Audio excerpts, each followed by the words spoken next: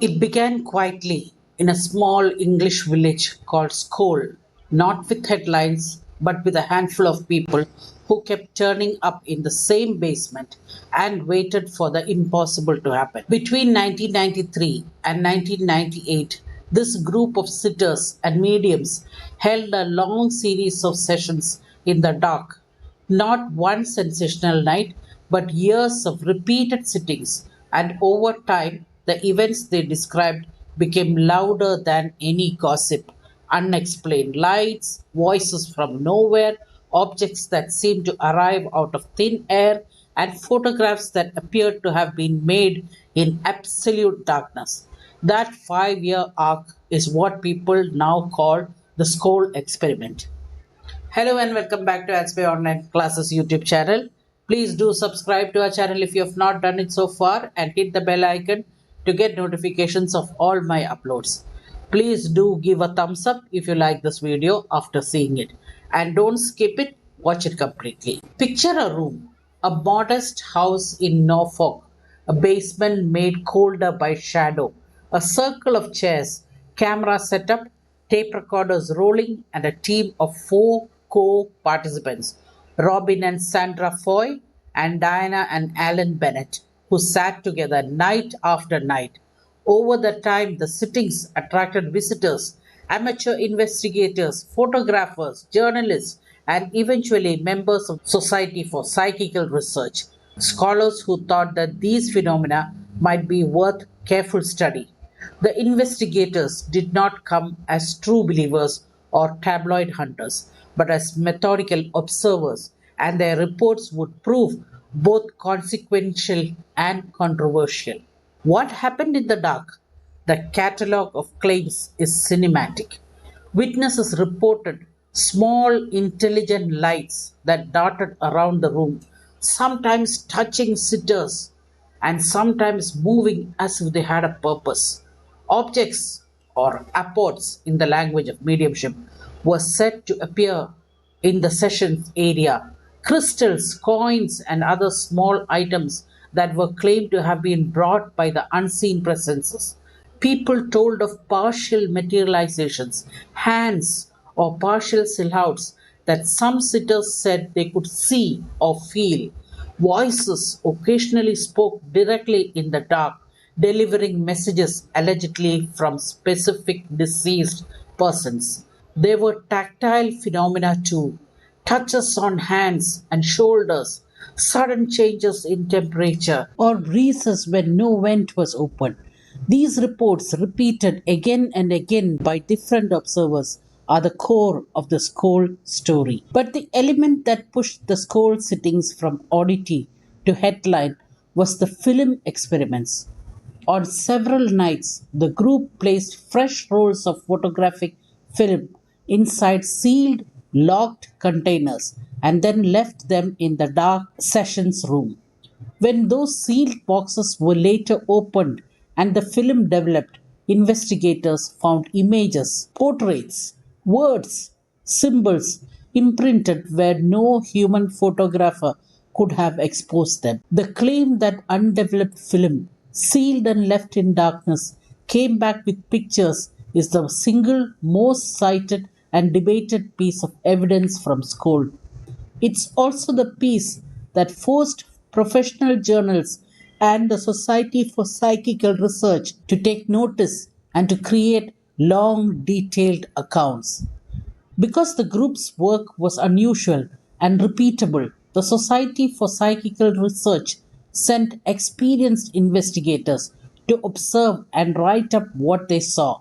The Scole Report, a lengthy formal document compiled by Montag Keen, Professor Arthur Ellison, and Professor David Fontana, records interviews, methodologies, and a close grained description of dozens of sessions.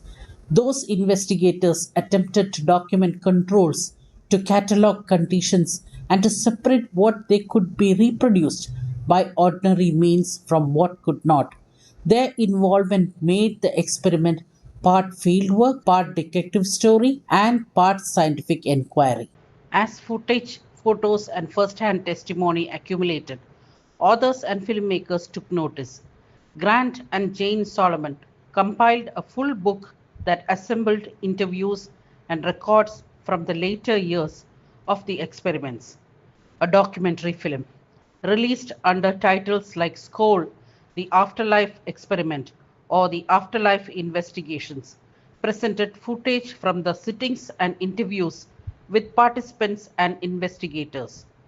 These publications and films broadened the experiment's audience from specialized journals to general public. For many viewers, the combination of eyewitnesses, testimony, investigator reports, and visual material made the Scole story feel strikingly persuasive. And yet, and yet, nothing in this story survived without argument. Critics pointed to obvious weaknesses. Most sittings were held in near total darkness, a condition that makes sleight of hand or simple trickery far easier. Many of the phenomena were poorly repeatable on demand, and the controls around film and objects, while described, were contested by skeptical observers.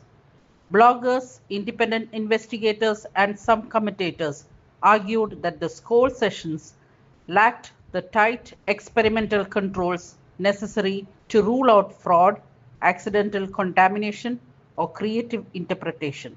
These critics did not merely poke holes, they forced a different question. Are investigators seeing what they want to see? Or is there genuinely anomalous activity? So the Scole story divides neatly into two camps in the public imagination. To believers and some careful investigators, the sheer volume of reports, the participation of established SPR members, and the unusual nature of the sealed film results constituted evidence that deserves serious attention.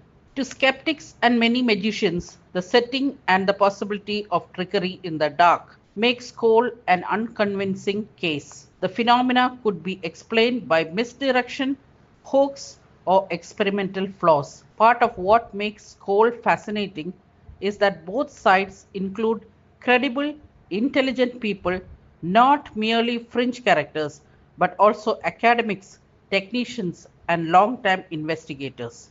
There are vivid human moments in the story that documentaries and books linger on. The excitement when a new image is developed from a sealed box, the chill in the room when an unseen hand seems to touch a sitter's wrist, the heated arguments afterward between those who want to accept the evidence and those who demand better controls. In 1998, the sittings came to an end. According to the participants, the spirit communicators themselves directed the group to stop, and with that, the experiment closed a chapter that remains open to interpretation. The archives, the film reels, the report, and the books all remain available for anyone who wants to pore over the evidence and form their own opinion. So, is there truly a life after death? Do the ones who left us still linger, watching us from an invisible state? I believe that they do. But what about you? What do you believe? Share your thoughts in the comments below. Thank you so much for watching. Don't forget to subscribe and hit the bell icon so you never miss more videos like this.